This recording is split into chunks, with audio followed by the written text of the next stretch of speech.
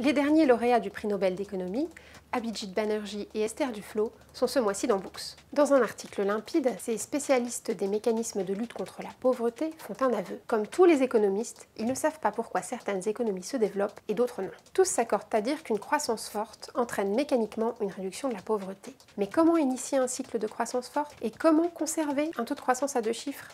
Mystère. Personne ne connaît la recette miracle, même la Banque mondiale le reconnaît. Le modèle chinois continue de faire rêver beaucoup de pays en développement. Mais quel a été le facteur déterminant dans ce décollage économique? Et quel a été le rôle joué par son système politique particulier? La Chine a-t-elle réussi grâce à lui ou en dépit de lui?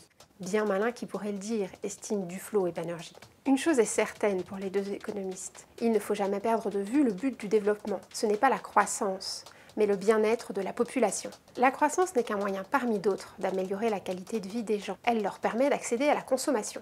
Mais réduire la mortalité infantile, assurer une bonne éducation, offrir des administrations efficaces et une justice équitable, donner des droits politiques aux gens, change la vie des populations, y compris des plus pauvres. Et dans ces domaines, contrairement à celui de la croissance, les experts ont une idée de ce qu'il faut faire pour progresser, écrivent les économistes. Retrouvez l'article signé par les lauréats du prix Nobel d'économie, ainsi qu'un dossier riche en testostérone, dans le dernier numéro de Books.